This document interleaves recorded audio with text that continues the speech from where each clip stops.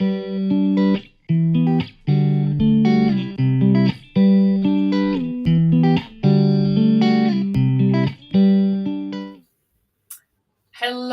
and welcome to this episode of the Jewish Women Entrepreneurs Podcast. And today I'm very excited to have as a guest Annette Mashi. Hello, Annette. How are you? Good. How are you, Natalie? Pleasure to be here.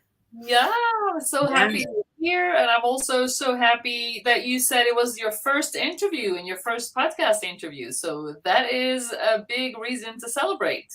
It's a milestone. Exactly. It is a milestone. And actually, it's even more than that because you are here invited in the Success Story series.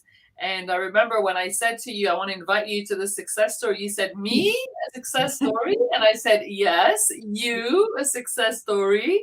And so the first question I want to ask you, well, before I dive into questions, I'm, forgetting all my manners here, I do want to say to everyone who doesn't know you yet, who is Annette? And with a short bio, I've changed actually the format in the podcast. I'm, using only very short bios and not longer ones, just so that people know who you are. So Annette is the co-owner of Write Wizards, where she creates magic with words, writing newsletters, blogs, and website copy. She was born and raised in the Philadelphia suburbs, and she moved to Israel 25 years ago. She enjoys writing, telling stories, and shining the light on the magical abilities of others. So, this is Annette. I'm very happy to have you for this success story interview. And I want to say a few words on the success story series. The success story series is here to inspire others wherever they are on their journey. It could be that, they're in the beginning of the journey or growing their, business or scaling their business. And when I did ask you, yes, I want to invite you for a success story, the success story is going from one level of your business and reaching another level of your business. That's a success story for everyone. So the first question from me to you is, how did it feel to be called a success story, and how do you feel now to be interviewed? So it's all about the mindset. Right. To actually think that I'm a success story means that I'm taking a look at where I was and then evaluating the journey and where I am today. Right. And with a little less worrying about where I need to go in the future. But I can actually celebrate what I did, how far I've come, and where I intend to go. So it's pretty exciting to think about where I was kind of like in a hobby situation where I wasn't sure that I really even had a business, kind of doing things on the fly, didn't know about how to set up systems, wasn't organized, didn't have processes, kind of flying by the seat of my pants, not sure what I was going to do first, right. And putting it all together and seeing where I could go with, yeah. So it's pretty exciting now that I feel organized, a little more organized.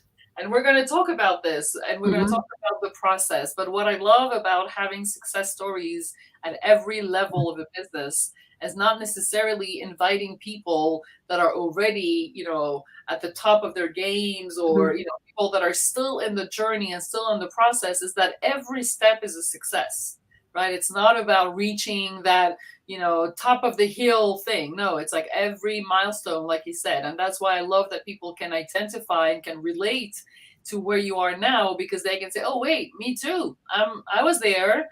And, I didn't know how I was going to get to the next level. And here is Annette's success story, giving me concrete tips and showing me a real journey on how to go from one stage of our business to the next. So that's why it is a real success story. So I want to go back to, you said, when I started, it was a hobby. And I want to go back to before, because you're a success story today because you went through the Born to Do Business program. We worked together for more than a year. And I want to go back to before the program. I want to go back to, what were your challenges before? Where were you? What was difficult for you? How did you see yourself? What kind of entrepreneur were you? And how was that before? Okay. So I don't even think that I would use the word entrepreneur. I Okay. mean, I didn't even know that there was a difference between an entrepreneur and a business owner. I mean, I was just kind of like getting up, trying to find some work, not even sure where I could get it. Getting a little work here and there. And I think I had one client, and just trying to figure out, okay, now what am I supposed to be doing? Like, what do people do? What does a business owner do? And how do you do that? And so it was just confusion and a lot of uncertainty, a lot of relying on myself, a lot of Googling to see what other people were doing. Like, what are they doing? A lot of looking at other people, like, oh my God, how does she have this business? And she's sending newsletters and she's like, has a website. And I'm never going to do that. And that's total fear. Right. And not knowing that it's okay. Where I am today is okay. And I can do this step by step. And I don't have to jump from like, one step So, to, 100 steps. so That, we're gonna go to the what happened, but before Mhm. that, I want to take a moment and acknowledge what you just said, because I know for a fact, not only all the people that I work with, but I Mhm. know all the entrepreneurs or business owners. Everyone has felt as you described just now, and I think that it's so refreshing to hear that and to say, yeah, there was a point where I didn't know where to go. There was a point where I didn't even know what an entrepreneur was, because I feel like we hear all the time, yeah, overnight success, and I woke up one day and I had everything was working, money in the bank, and all those stories, which Mhm. we hear, but we don't see the process. We don't see like how it was before. And I love that you're being very honest and saying, yeah, I didn't know where I was. I didn't know what to do. I didn't know what was an entrepreneur. And that's great, because it only shows that you can do it, right? If you can do it, it shows Mhm. that anyone else that's listening can say it's not because now I don't know where to go that I'm never going to find, right? So that's the first great lesson. And so you joined the program. Mhm. We had the pleasure to start working together. And what I like to see in terms of results or achievements in the program is not only the business results, but also the personal development result. Mhm. It's a transformation, and it's something that we go through as a person. And of course, we become a better business owner. But I love to talk about first the personal development aspect of what you achieved throughout the program, and then we'll talk about the business aspect. So if you had to say, what transformation did you go through in that year that you were in the program, on the personal level?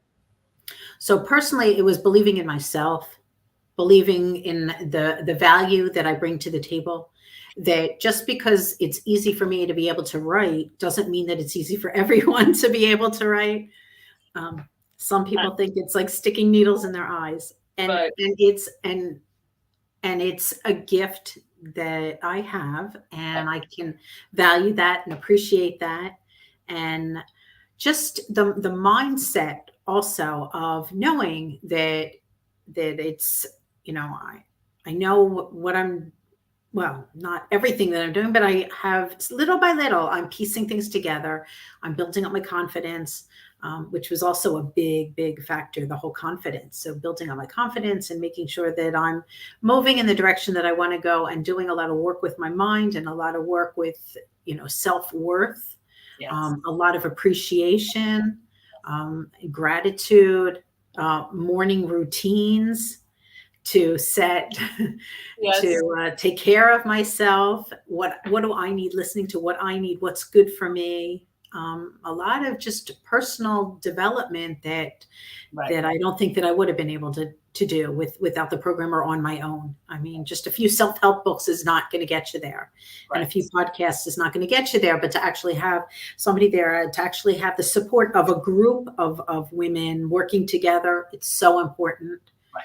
Huge, huge, Yeah, huge to yeah. have a group of people, a network of people that support you, that believe in you, that you can bounce ideas off of, and you really begin to develop and grow. And I did. I developed and I grew. And You definitely yeah, did. I success have, story. I'm still wrapping my words around the success story. I'm going to have to like well, success. I'm here to confirm it, Annette. I'm here to really validate and confirm, because yes, I remember the you in the beginning with the lack of self-confidence, and I see you today, being so much more confident, owning your expertise, knowing what your worth is. And it's just beautiful. It's beautiful because the truth is it was always there, right? But Mhm. You have it's to about scratch the surface to get there. You have to find right, it. You have to find it within exactly. yourself. It was always there, but you had to be convinced, right? And Mhm. that's what happens, because if you're not convinced, how are you going to go out and convince everyone else? Mhm. And what you said about the group is so true, right? Being in Mhm. a program, it's not only working with me as a mentor, but it's having this whole group system, this whole Mhm. support system that is, I think, amazing. So yes, I definitely saw that transformation, and I applaud you for that. Mhm. Yay. Congratulate you. Yeah, exactly. But then, okay, personal development, that's great. But we also want to see business results, right? Not only the personal development. So I'm sure everyone wants to hear, great, she has routines. She has, she knows she changed her mindset. But what happened in the business, as we say in Hebrew, tachlis, right? What happened? What happened in the business? You said you started with one client. So what Right. happened with that? Give us a So little now I bit. have greater than one client. Yes, yes, that's I good have stuff. multiple clients. They come and go. Some are very steady. Some come back to me for repeat business, which is nice that they know that I do a good job and they come back to me. So it's good. It's good. The number of clients have grown. The income has grown because I'm charging more for my services. I'm able to offer more. I have the confidence to be able to charge more for my services too. That's also a big piece of it, because you realize your self-worth, and because of that, then you know what you're bringing, the value that you're bringing. It's not trading hours for hours, but trading what's the value, what results are they going to get from what I Yes. provide for them, and then charging accordingly for those results. So Yes. that's a huge shift in the business. Huge. Hell Um, yes. oh yeah. Oh yes, that's a big So the income increased, the number of clients increased, and just tracking it, knowing that I have a business and I'm tracking it, and I know what the income is, I know what my cash flow is, I know what my expenses are, and being able to track all of that information. So you don't do work for somebody and then never charge them, or any of those things falling through the cracks. So it's really, really critical to be able to officially run a business. Right, exactly. I love that you're saying, like, I don't even know if I was an entrepreneur. And today I'm officially running a business. And that is Mhm. huge. That is huge, right? Amazing. And so you're getting to this point. You are on this milestone of a podcast, success Mhm. story podcast. But we always want to look forward. We want to see, okay, so what's next? So now you're a real entrepreneur. You have more than one client. Obviously, you have Mhm. repeat customers. You have more clients. You've increased your income. You've raised your prices. You have an offer that you feel confident. But that's not the end, right? When I ask you, like, what is your vision? And I know that, I asked you, like, what is your vision in 5 years? And you said that you want to run a content marketing agency for architects and interior designers. Mhm. And I love that answer, because I know that you and I had a lot of conversations around the niche. Wait for it, right? The niche, Right. like, what is my niche? Who do I work with? And I Mhm. also know that it was a process, right? It was a process to, in the Mhm. beginning, saying, but how am I going to know who I'm working with? And I also know that this is a question that every entrepreneur asks, herself or himself.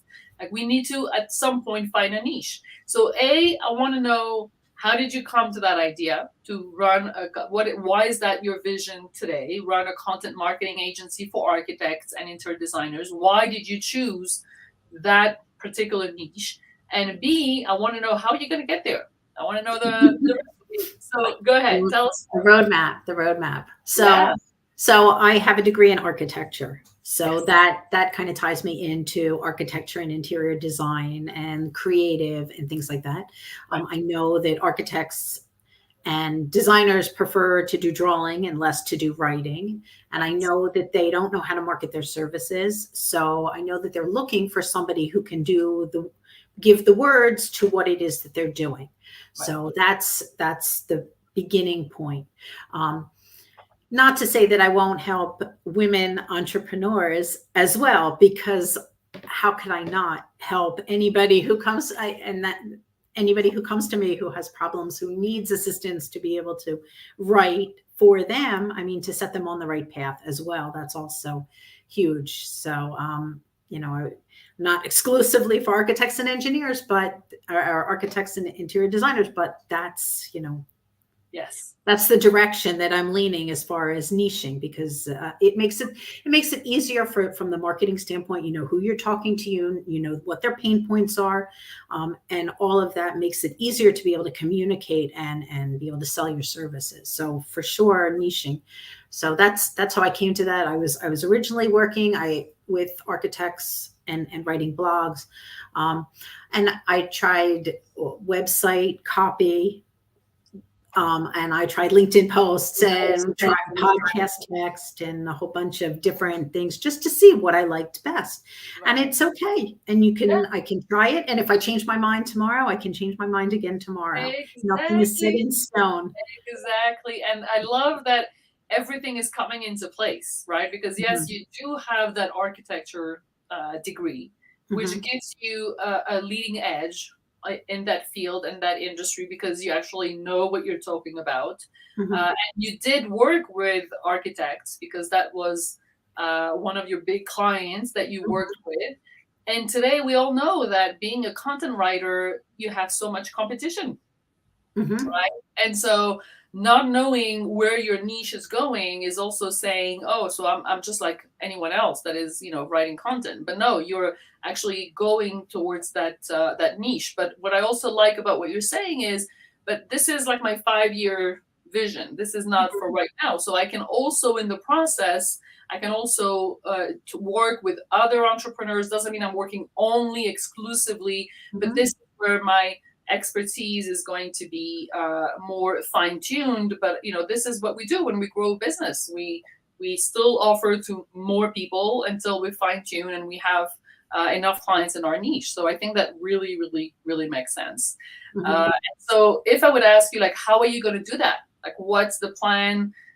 Do you know, like, what is, you spoke about marketing, you spoke about, like, how do we get to being, a marketing agency for architects? Do you have a plan for that?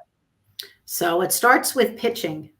The Oh, cold pitching, believe it or not, the cold pitching, right. targeting. I mean, if I can combine the women entrepreneurs and the architects, if I pitch to female architects, then I'm Wow. kind of combining the two.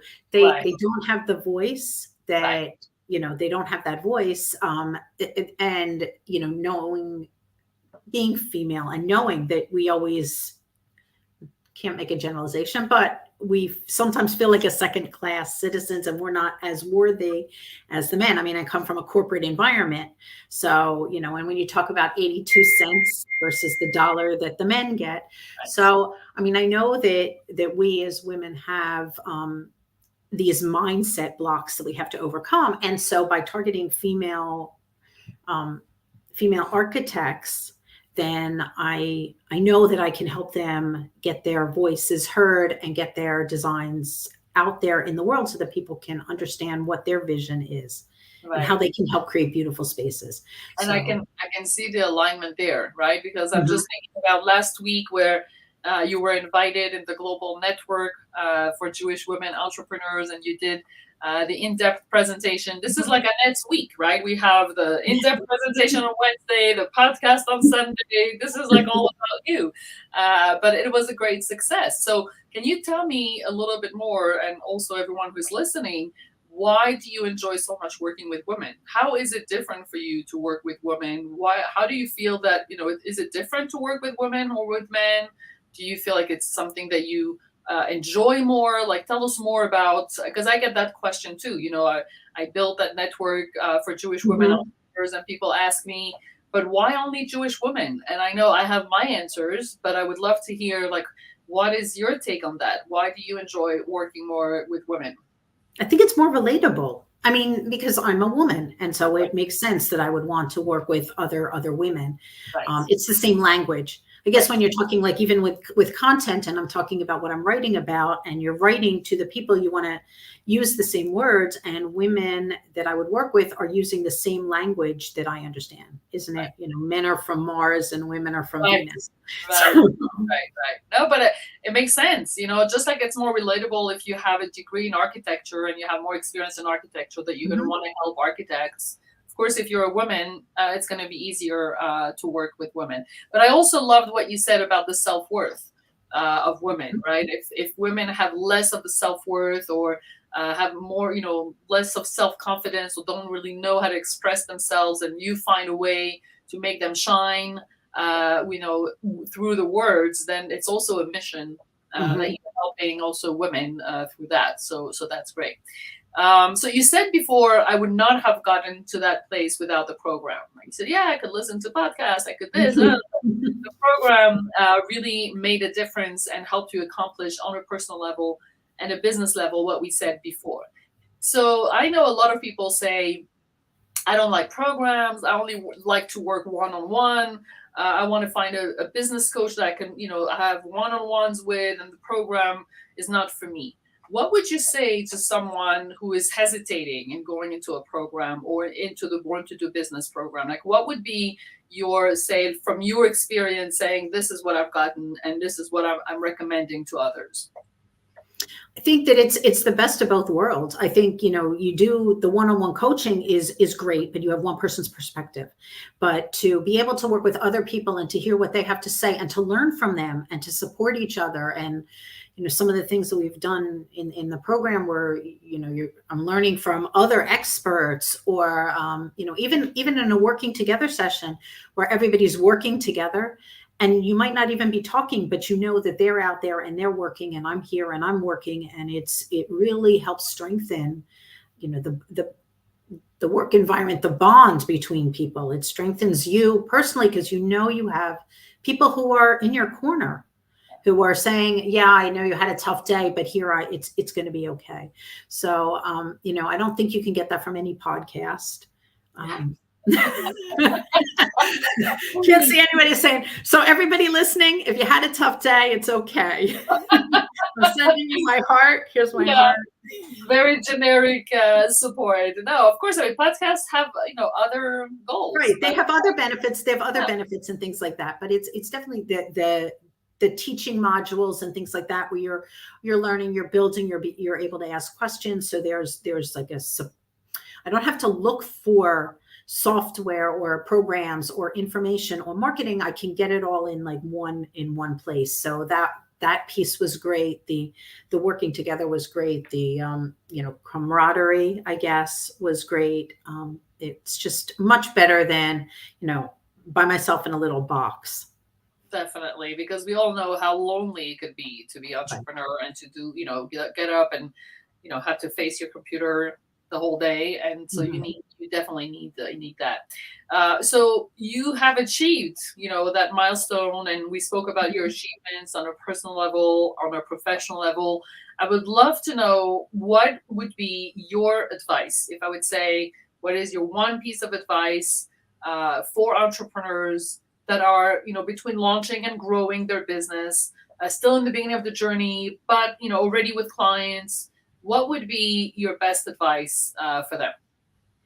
So growth is on the other side of fear. Oh, I like that. So Yes. for sure, that's some motto that I've taken with me all throughout the program, that, I'm afraid, even if I'm afraid to do this, I'm going to try it anyway. And, by looking at what's the worst case scenario, that never happens. It I love that. Yeah.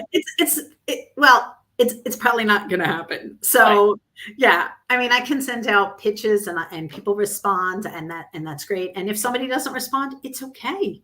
Yeah. It's okay. Yeah. And it's not a reflection on me personally, and everything. And I don't need to bury my head in the sand. Um, that's one piece of advice, that just, don't be afraid. And the other is just do it. The Nike slogan, just do it. Just do it. Put yourself out there, take the steps forward, baby steps, little by little, gain the confidence that you need, and just do it. And Love it. It'll be Yeah, fine. yeah, It'll be just fine. do it. I'm gonna end with this one question because I know Mhm. we spoke about this, and I think it's also a great piece of advice for other entrepreneurs. Is what do you do when you get distracted by shiny objects? Like what is the recipe? Like first of all, what is the bright shiny object? Did you have them or do you have them? And how do how do you advise people not to be distracted by their shiny object? I think you can. I think by setting a goal and really like thinking about it, knowing why you want it, trying to stay focused on what that goal is, and knowing that there's those shiny objects, but you don't have to reach for them right away. They're going to be there. They're going to, so what's my shiny object that I want to accomplish now? What's the goal that I want to accomplish now? What's the shiny object that I want in the near future? And what's the shiny object that I want in the far future? So really to sit down to think about my goals, to put it in perspective, and then just do what's the next step that's going to move the needle in my business. And what is the shiny object that I don't want to get distracted by? That's going to Right. stay shiny, but is not going to be, oh, what if I do this? What if I do that? Right? To be Right. able to recognize the difference between a shiny object that looks nice, but would be, going off, the tangent, or saying, no, this is something I can include in my offer. I think that that's also, our cool part. Us entrepreneurs being quick starters, we're like having 100 ideas and always wanting to mix everything. So yeah, I think that just baby steps and being focused on the goal. I love that, and just do it. That's a great example. So before we end this podcast, I want people to know how they can work with you, Annette. Where they can reach you. Of course, we'll put the links in the blurb of the podcast. But I want to know, like, what is their? I mean, people want to know what is the first step. I want to be in touch with you. I want to work with you. What do they need to do? So probably LinkedIn. I'm LinkedIn. I'm a fan of LinkedIn. I've been using it for quite a while now. It's not just for putting your resume out there and hoping, but having a good profile out there, having people to be able to find you there, having your contact information. So all my connection information is there, and that's probably the best place that people can reach me. So messaging you on LinkedIn and then seeing, Messaging on LinkedIn, connect with me as a friend on LinkedIn and messaging me. And then on LinkedIn, there's also a link to like calendar as my calendar. Yeah, I have Calendly. so people Yeah. can schedule a call with you. Look That's at that. That's right. So we don't have to ping pong mails back and forth. Is this time good for you? Is that time good for you? So yeah, Calendly to be able to schedule. Well, I don't think you can go through the Born to Do Business program and not have a Calendly or some kind of schedule at the end, because we speak so much about this that at the end everyone has to do it. So people can schedule a call with you. They can talk about their content needs. They can see how you can help them. And of course, this first conversation is totally free. But the best way to find this is to go on LinkedIn. Perfect. Well, thank you so much, Annette. This has been a true success story interview. You did it. I did it. Yes, you did it. Great things in 2023. Yeah. Exactly. We're still in January. We can still wish the best for 2023. So thank you so much for sharing your insights and sharing your journey. It is going to inspire so many other entrepreneurs that are in their journey and also don't see the light, and hearing your story is going to let them know, yes, it's possible, you can do it. And even if, like you said, growth is on the other side of fear. I love that. Love that sentence. So thank you so much, Annette. And I will see you, everyone, in the next episode of the Jewish Women Entrepreneurs Podcast. Bye for now, everyone. Thanks, Natalie. Bye-bye.